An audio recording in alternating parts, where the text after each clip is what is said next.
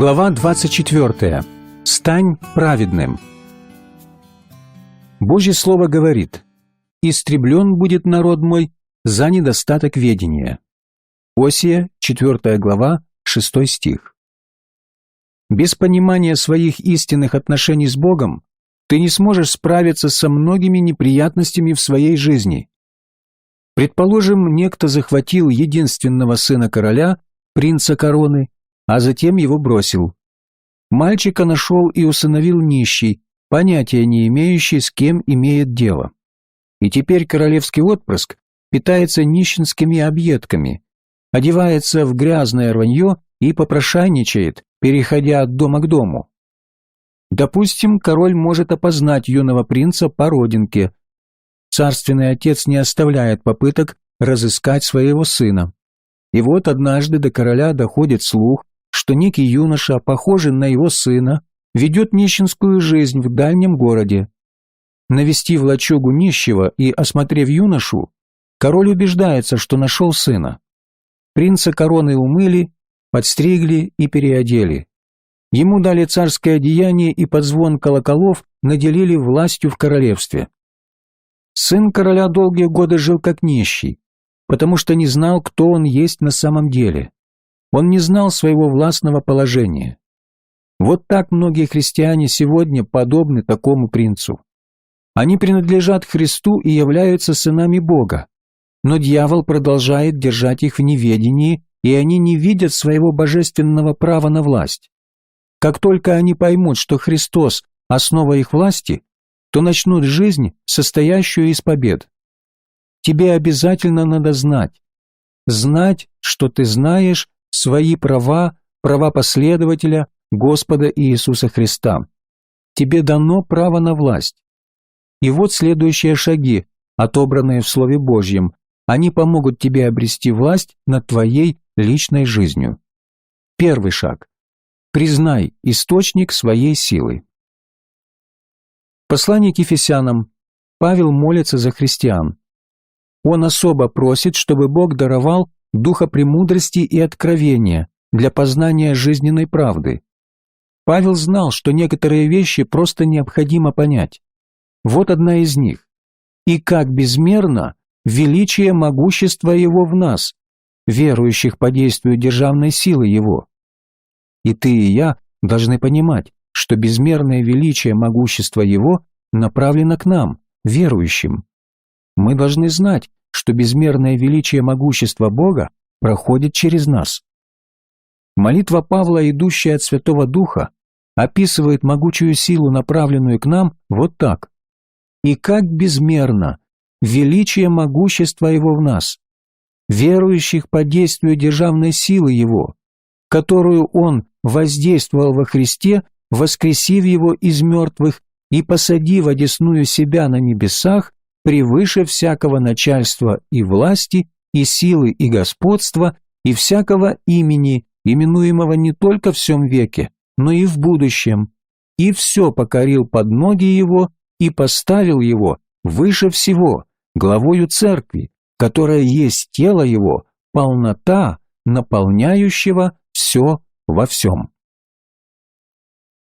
Признай источник своей силы. Твои силы прибывают прямо из штаба на небесах.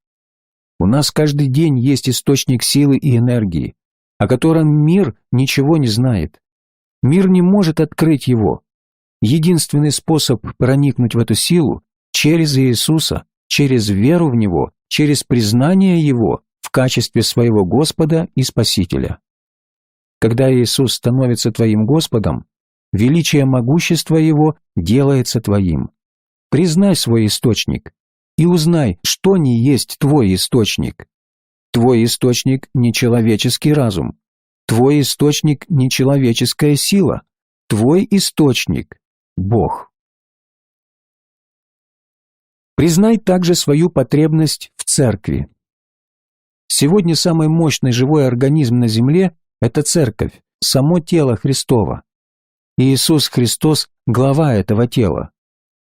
В послании к Колоссянам в 1 главе 18 стихе написано: «И Он есть глава тела церкви, Он начаток, первенец из мертвых, дабы иметь ему во всем первенство». И далее, также в 1 Коринфянам, 12 главе 27 стихе написано: «И вы – тело Христово, а порознь – члены». Сам Иисус описал непреодолимую силу тела. «Я создам церковь мою, и врата ада не одолеют ее». Многие века церковь не вполне осознавала свою неукротимую мощь. Но ты и я живем в дни, когда этот могучий организм пробуждается, готовый подняться и воссиять, как предсказал пророк Исаия. Мы, тело Христа, должны принять духовное полномочие. Мы должны понять, что врата ада не одолеют церковь. Когда мы идем все вместе, ничто не может остановить нас. Мы можем изменить на земле все, что захотим изменить. Признай свои отношения с церковью и имей тесные связи с верующими, с телом Христа. Ты не можешь отвергать тело Христа и быть сильным в Господе. Твои отношения с другими верующими крайне важны. Некоторые говорят: «Все равно, хожу я в церковь или нет». Это заблуждение идет от дьявола. Верующие служат один другому. Сидящие на скамьях люди вдохновляют меня во время проповеди. Что-то поднимается во мне, когда я гляжу на них. Если бы они остались дома, я не испытал бы такого воодушевления и не получил бы благословения. Иногда я настолько благословлен рукопожатием церкви, что не могу отпустить руку. Остающиеся дома – эгоисты. Невозможно возрастать в Боге и быть эгоистом. В послании к Ефесянам, во 2 главе, в 5-6 стихе, мы читаем: «И нас, мертвых по преступлениям, Бог оживотворил со Христом, благодатью вы спасены, и воскресил с Ним, и посадил на небесах во Христе Иисусе». Мы должны сидеть рядом на духовных местах во Иисусе Христе. Одного моего хорошего друга, занимавшего ответственный пост в крупной фирме, просили перевестись с повышением в другой район страны. Ему предложили значительно более высокий оклад. Он объездил тот район в поисках подходящей для него церкви. Когда же такая церковь не обнаружилась, он решительно отказался от перевода на новую должность. Его начальник спросил: «Почему ты отказываешься от этой работы? Она тебе не подходит?» Друг ответил: «Вполне подходит. Но я не нашел на новом месте церкви, которую мог бы посещать. Поэтому я вынужден отказаться от новой должности». Этого начальник понять не мог. Мой друг отказался от повышения, потому что не оказалось церкви, где он и его семья могли бы служить Богу, учиться, расти, дружить и работать. Тысячи христиан отпадают от веры, потому что переезжают в места, где нет церкви, отвечающей их духовным запросам. Почти каждый день я слышу, как кто-нибудь говорит: «Я не нашел подходящую церковь по соседству». Я спрашиваю: «Зачем же вы туда переехали?» Главное в жизни – твой дух, душа и тело, а не кошелек. Главное для твоих детей – хорошая церковь, где они могли бы усвоить Слово Божье. Признай свои отношения с живым телом Христовым. Это будет шаг к победе и власти. Определи своего врага. Ты не можешь победить, если не знаешь, кто твой враг. Надо же знать, откуда может быть нанесен удар. Если ты думаешь, что твой враг – это муж или жена, дети или церковь, ты не победишь никогда. Удары по ложной цели лишь усугубляют ситуацию, потому что наша брань не против крови и плоти, но против начальств, против властей, против мироправителей тьмы века сего, против духов злобы поднебесных. Прежде всего, определи своего врага. Сатана – враг Бога, враг Божьих тварей, враг человечества. Когда сатана бьет по человеческой личности, крайне важно установить источник проблемы. Вместо брюзжания и раздражения войди в молитву и скажи: «Сейчас разберемся, Моя жена хороший человек, поэтому она тут ни при чем. Все идет от дьявола, я должен противостоять ему. Сожми кулак и скажи: «Сатана, во имя Иисуса Христа из Назарета, я приказываю тебе убрать свои лапы от моей семьи. Убирайся вон из моего дома, уходи отсюда, немедленно». Говоря так, ты указываешь на своего врага, пресекаешь его поползновение и защищаешь свою семью от дальнейших нападок. Знай также слабости своего врага. Дьявол окончательно поражен Господом нашим Иисусом Христом и ничего против него предпринять не может. Дьявол или демон не могут сражаться с Духом Святым. Первые апостолы не боялись демонов, которые с воплями убегали в их присутствии. Каждый истинно верующий может сегодня прогнать дьявола, напомнив ему о Голгофе, где его поразил Иисус Христос. Напомни ему о полном поражении и о том, что его ждет ад. Скажи дьяволу: разве ты не знаешь, что тебя ожидает? Ты забыл, где должен провести вечность? Затем объяви ему, что ты знаешь о его поражении. Сатана ограничен тем, что он падший, хотя одно время он был архангелом. Воскресение Христа оборвало его власть и лишило ключей от ада и смерти. У сатаны голова в синяках и шишках, которые не сойдут никогда.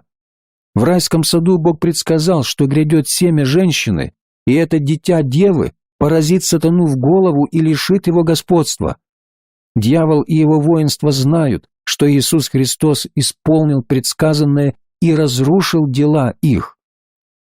Все духи, низвергнутые Богом славы, трепещут перед верующим, вооруженным силой, помазанием и полномочиями Иисуса Христа. Не говори о величии и силе дьявола, иначе и сам поверишь в это. Напротив, напоминай ему, что он уже проиграл войну. Напоминай ему, что он у тебя под ногами, и ты ходишь выше него. Он это тоже понимает. Будь готов к битве. Мы имеем врага, ключевой стратегией которого являются попытки выбить христианина с позиции полномочий и духовной мощи. Сатане выгодно, чтобы мы болтались в воздухе. Остерегайся его тактики. Протився и не впадай ни в одно из перечисленных далее состояний, в которое сатана будет стараться тебя загнать. Во-первых, раздражение. Если сатане удается удерживать тебя в возмущенном состоянии, ты не сможешь изгнать дьявола. Если он может заставить тебя злиться на кого-то, ты не можешь исцелить болезнь. Учись распознавать происки врага в своей жизни. Не забывай об Иисусе, и ты обретешь совершенный покой. Во-вторых, депрессия. Если дьявол вгоняет тебя в уныние, ты теряешь эффективность в Царстве Божьем. Ты не можешь служить другим, когда твое сердце оцепенело. Упадок может быть вызван разными причинами, кроющимися дома, на работе или в твоем теле. События могут принимать такой оборот, что жизнь кажется бесполезной. Тебя могут расстроить плохие новости. Если это случится, выключи телевизор и прочитай 2-3 главы из Библии. Новости часто не дают истинной картины событий, поскольку они окрашиваются представлениями журналистов о тех или иных вещах, а они, в свою очередь, часто порождаются извращенным сознанием. В-третьих, смятение. Если дьявол может привести тебя в смятение, ты теряешь эффективность в Царстве Божьем. Жизнь проста. Тебе только надо принимать одно решение за один раз. Если попросишь у Бога мудрости, Он поможет тебе принять одно решение за другим без метаний из стороны в сторону. Но уж если ты принял решение, прекрати принимать его дни и ночи напролет. Не возвращай костюм в магазин 40 раз. Купил и носи. Остановись на мгновение и скажи: «Я Сэм Джонс. Я живу там-то и там-то. «Я работаю в таком-то месте. Я женат на Мэри Джонс, и у нас так много детей. Я спасен и наполнен Духом Святым. Я принадлежу такой-то церкви». Дьявол: «Остальное я не хочу знать, поэтому убирайся вон с моей дороги». Дьяволу совсем не хочется видеть тебя готовым к битве. Он предпочел бы видеть тебя в смятении. Если это так, ты не готов противостоять дьяволу, поэтому не мечись из стороны в сторону. Дьявол лжет, а победа за Христом. То, что не очень понятно сегодня, прояснится завтра. Наслаждайся сегодняшним днем, и Бог принесет покой и ясность. Далее эгоизм. Если у дьявола получится сделать тебя эгоистичным, чтобы ты никого, кроме себя, не замечал, Бог не сможет использовать тебя. Ты будешь постоянно восклицать: «И как я справляюсь? Что я могу сделать для себя? Я, меня, мне, мое». Считай Христа центром мира. Скажи: «Господи, я вышел завоевывать души. Они принадлежат Иисусу, и ты, дьявол, не получишь их».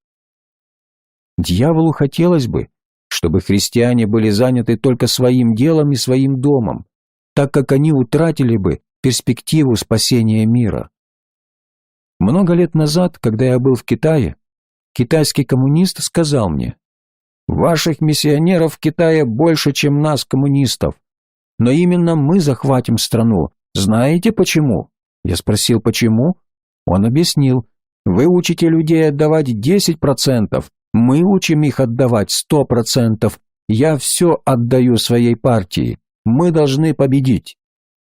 Я не знал, что ему на это и сказать. Но уверен, если ты эгоистичен, то ты неэффективен. Верни потерянную великую любовь Бога и оставь свой эгоизм.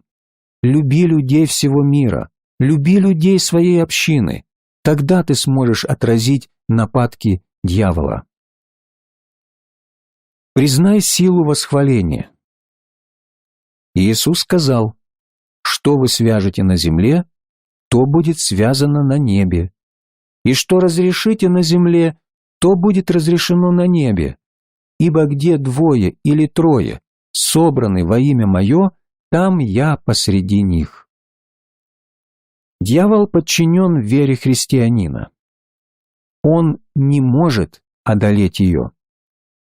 Дьявол подчинен полномочиям христианина. Он обязан им подчиняться. Дьявол подчинен правам христианина. Он не может от них отстраниться. Дьявол подчинен словам, произносимым христианином, и должен им подчиняться. Если верующий приказывает дьяволу уйти, тот уйти обязан. Наиболее мощно и драматично власть проявляется в пении. Весь народ Израиля пел победный гимн после пересечения Красного моря. «Господь, крепость моя и слава моя». Книга Исход, 15 глава, 2 стих. Девора и Варак пели победную песню. Смотри Судей, 5 глава. Павел и Сила пели в филиппийской темнице. Их оковы пали, и двери отворились. Смотри Деяния, 16 глава, 25-26 стих. Почти у всех наций есть гимны, возбуждающие национальную гордость. Марширующие на войну солдаты тоже поют. Верующим в Новый Завет сказано: «Исполняйтесь духом, назидая самих себя псалмами и славословиями и песнопениями духовными, поя и воспевая в сердцах ваших Господу». Бог хочет, чтобы мы были счастливы и пели победные песни. Иди по жизни с песней «Иисус уже победил, наша церковь всегда побеждает». Если дьявол начнет выражать сомнения по этому поводу, прерви его. Замолчи во имя Иисуса Христа, мы уже победили. Это победа Иисуса. Все, что тебе необходимо, Он уже завоевал для тебя. Тебе лишь осталось предъявлять свои права Его именем. Если ты болен, Скажи: «Благодарю Тебя, Отец, за то, что Христос добился для меня исцеления. Сейчас я получаю исцеление Его именем. Спасибо, я здоров». Запомни, ты тот, кем Бог тебя назвал. Ты можешь выполнить то, что Бог посчитал для тебя выполнимым.